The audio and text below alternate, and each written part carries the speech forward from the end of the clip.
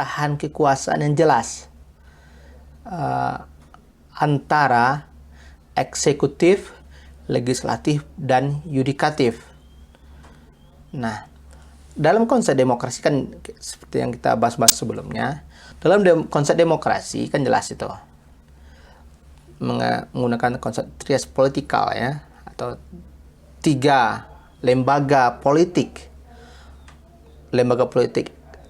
eksekutif, legislatif, dan yudikatif. Nah, eksekutif itu tentu jelas menjalankan roda pemerintah. Presiden berserta kabinetnya sampai ke jajaran paling rendah dalam level pemerintahan, gubernur, bupati, wali kota, hingga pemerintahan desa. Itu kita sebut dengan kelompok eksekutif, lembaga eksekutif, karena mereka langsung menjalankan roda pemerintah. Nah, sementara lembaga legislatif yaitu DPR RI, kalau Indonesia ya, DPR, Dewan Perwakilan Rakyat, DPR pusat, DPR daerah provinsi, maupun DPR tingkat kabupaten kota. Nah, ini yang lembaga legislatif yang fungsinya jelas minimal 3 ya, sebagai penyusun undang-undang atau peraturan, sebagai budgeting, pengawas anggaran, dan mengawasi jalannya pemerintahan ya. Nah, legislatif ini salah satu lembaga yang ada dalam konteks demokrasi modern ya. Yang satu lagi yudikatif. Nah, yudikatif lembaga penegak hukum. Nah, dalam demokrasi presidensial ini, ketiga lembaga tersebut saling check and balance. Jadi saling menjalankan tugas dan fungsinya masing-masing. Oleh karena itu, disebut bahwa adanya pemisahan kekuasaan yang jelas di antara 3 lembaga ini. Nah, sebetulnya apa sih ciri-ciri dari lembaga atau demokrasi presidensial ini? Yang pertama, seperti yang kita sebut tadi, jelas ya, pemisahan kekuasaan yang jelas di antara 3 lembaga itu. Yang kedua, eksekutif tidak mempunyai kekuasaan untuk membubarkan parlemen ya, atau DPR Indonesia. Jadi eksekutif tidak mempunyai kekuasaan untuk membubarkan parlemen. Dan sebaliknya, parlemen juga tidak mempunyai kekuasaan untuk membubarkan eksekutif. Itu ciri yang kedua. Dan yang ketiga, cirinya ciri berikutnya, tidak ada tanggung jawab timbal balik antara presiden dan kabinetnya yang dibentuk oleh presiden tersebut ya. Jadi semua tanggung jawab dipegang penuh oleh presiden. Jadi apapun yang dilakukan oleh kabinet, oleh para menteri-menterinya yang dibentuk oleh presiden ini, tanggung jawab penuh itu ada pada presiden. Jadi jadi para menteri ini tidak mempunyai tanggung jawab seperti tanggung jawab yang dimiliki oleh presiden. Presiden juga sekaligus sebagai kepala pemerintahan. Ya. Jadi presiden sebagai kepala negara, presiden juga sebagai kepala pemerintahan. Jadi dalam memimpin kabinet tadi, para menteri-menteri tadi, ya presiden langsung memimpin para menteri itu menjalankan roda pemerintahan. Nah, kemudian presiden juga dipilih langsung oleh rakyat melalui pemilu ya.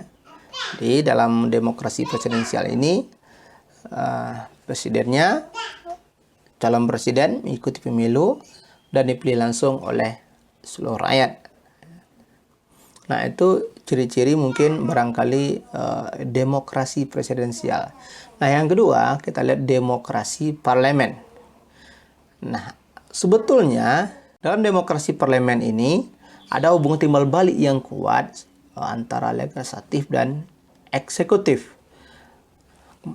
Berikutnya terdapat pembagian kekuasaan yang jelas ya antara legislatif, yudikatif, dan eksekutif. Di samping itu, presiden menjalankan pemerintahan atau pemerintah kekuasaan berdasarkan ketentuan yang telah dibuat oleh parlemen.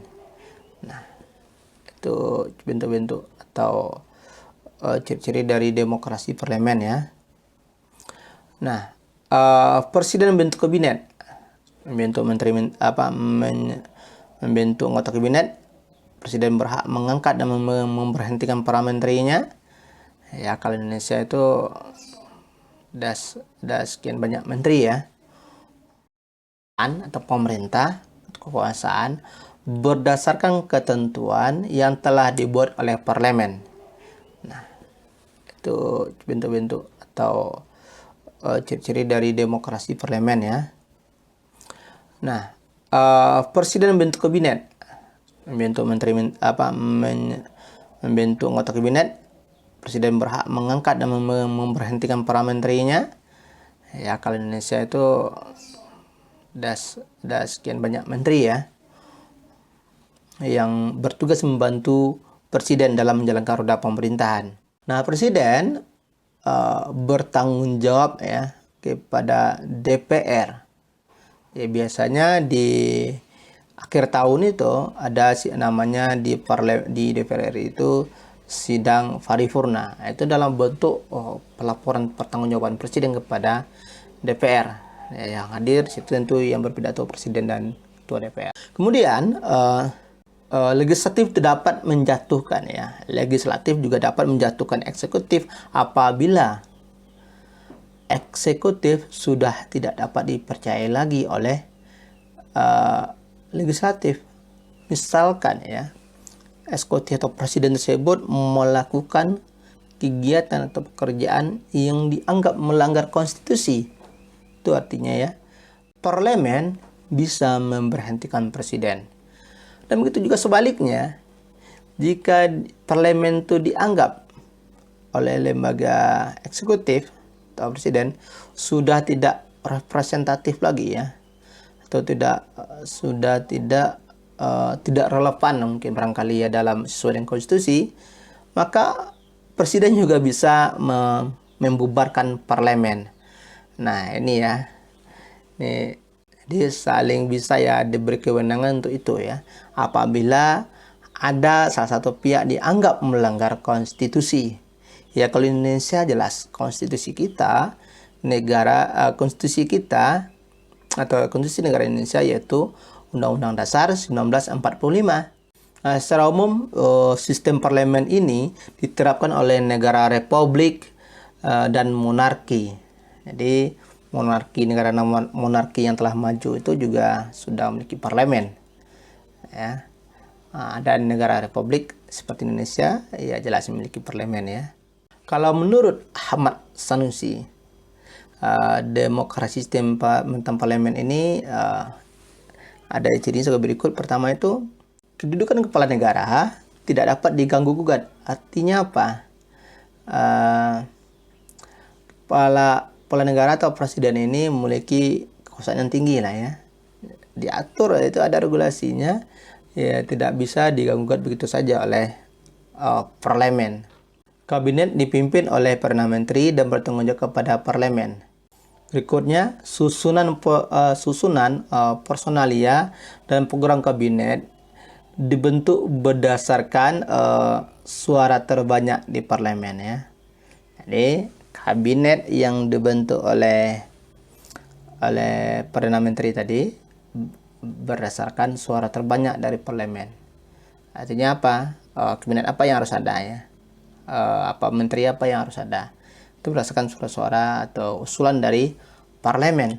Nah, kemudian masa jabatan kabinet ini tidak ditentukan. Beda dengan masa jabatan presiden, jelas itu ditentukan di berapa tahun per periodenya itu.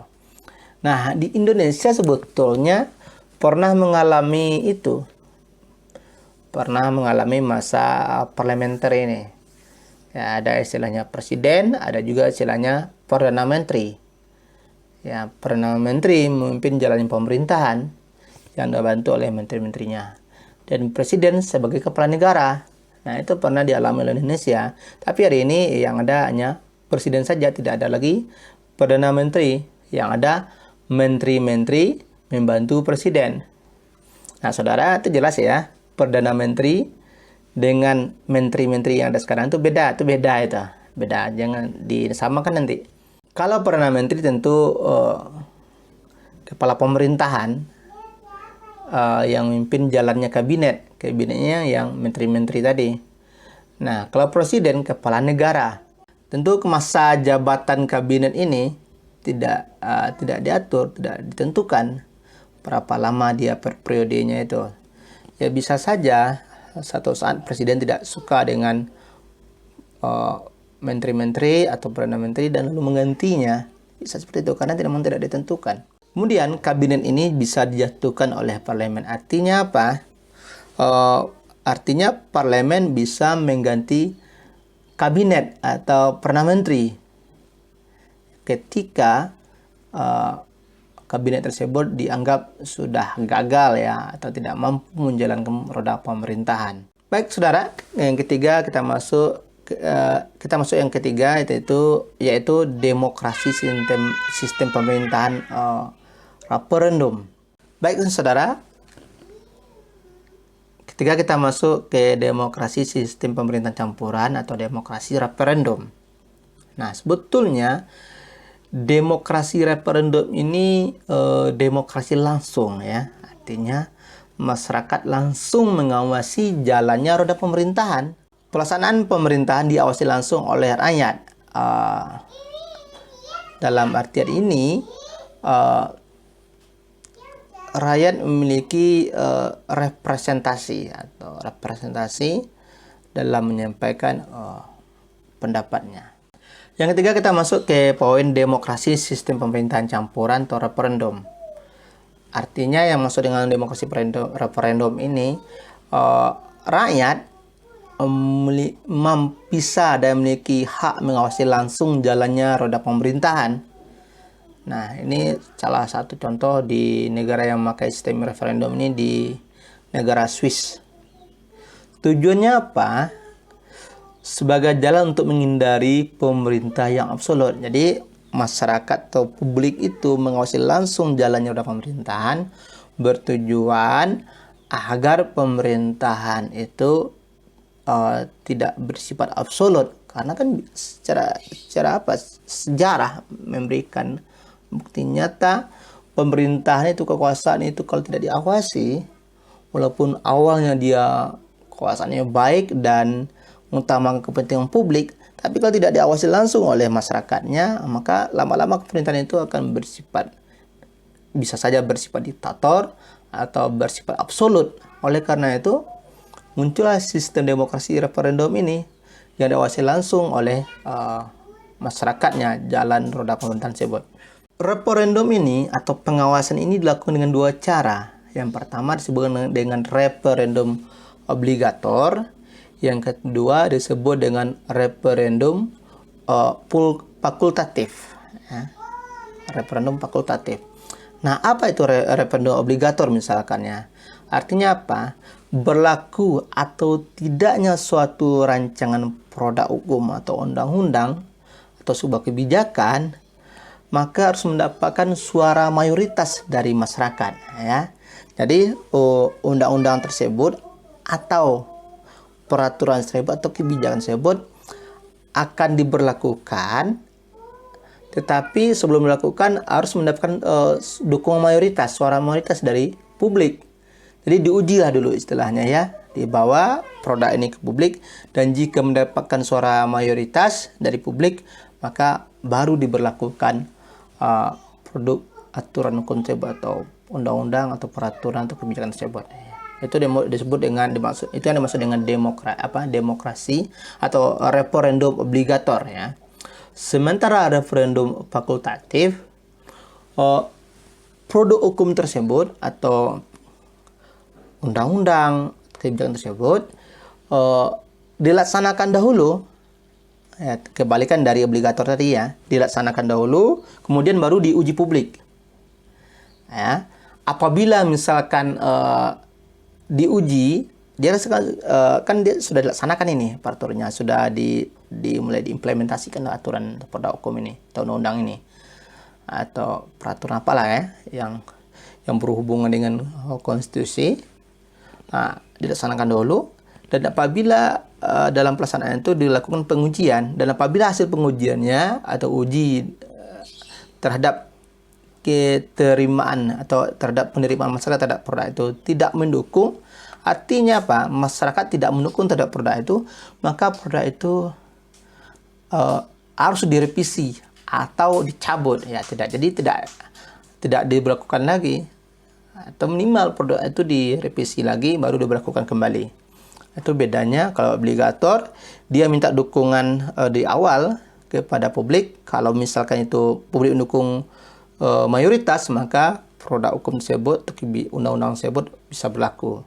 Nah, tetapi kalau referendum fakultatif, sebaliknya, diterapkan dahulu, dilaksanakan dulu produk hukumnya atau perdanya atau undang-undangnya, maka setelah itu lakukan pengujian terhadap publik. Apabila publik mendukung, maka bisa berlanjut, dan apabila publik tidak mendukung, maka produk tersebut harus direvisi atau dicabut. Begitu saudara yang dimaksud dengan demokrasi referendum. Nah, jadi secara umum demokrasi modern ini ada 3. Saya ulang kembali: demokrasi presidensial, demokrasi parlementer, dan demokrasi referendum campuran. Nah, baik, 3 poin ini akan menjadi bahan diskusi kita pada pagi hari ini. Tapi ada sedikit lagi yang menjelaskan. Nah, ciri-ciri lain dari demokrasi referendum ini, menteri-menteri ya jelas dipilih oleh parlemen. Menteri-menteri dipilih oleh parlemen. Yang kedua, lama jabatan eksekutif ditentukan oleh konstitusi. Baik, konstitusi itu bisa jadi presiden atau perdana menteri, tadi ditentukan sudah jelas oleh konstitusi berapa lama dia dalam satu periode itu. Nah, menteri tidak bertanggung jawab kepada perdana menteri maupun presiden, karena menteri-menteri ini dipilih langsung oleh parlemen atau DPR misalkan di Indonesia. Nah, itu 3 ciri utamanya. Pertama, menteri dipilih oleh parlemen. Kedua, lama jabatan eksekutif itu ditentukan oleh konstitusi. Dan ketiga, menteri tidak bertanggung jawab kepada perdana menteri atau presiden. Baik, saudara semuanya, itu materi diskusi kita pada pertemuan kali ini. Dan ini kita coba diskusikan. Saya minta saudara nanti untuk mengeluarkan pendapat-pendapat terbaiknya tentang kasus atau fenomena yang ada saat ini yang berhubungan dengan demokrasi modern. Ya, saudara bisa saja memberikan contoh, saudara bisa saja melihat bagaimana implementasi demokrasi presidensial atau implementasi dari demokrasi parlementer atau implementasi dari demokrasi referendum. Nah, ini ketiga bentuk demokrasi saat ini berlaku di dunia ya. Nah, saudara berikan contoh dan bagaimana kasus yang terjadi di negara itu. Ya, tugas pertama saudara, saudara berikan contoh demokrasi demokrasi presidensial, demokrasi parlementer, dan demokrasi referendum. Negara mana yang menganut itu, dan jelaskan bagaimana sistem pemerintahnya berjalan di negara tersebut. Nah, ini saudara referensinya terkait ini bisa saudara cari di berbagai sumber. Saya kira itu tugas saudara untuk pertemuan kali ini. Terima kasih. Assalamualaikum warahmatullahi wabarakatuh.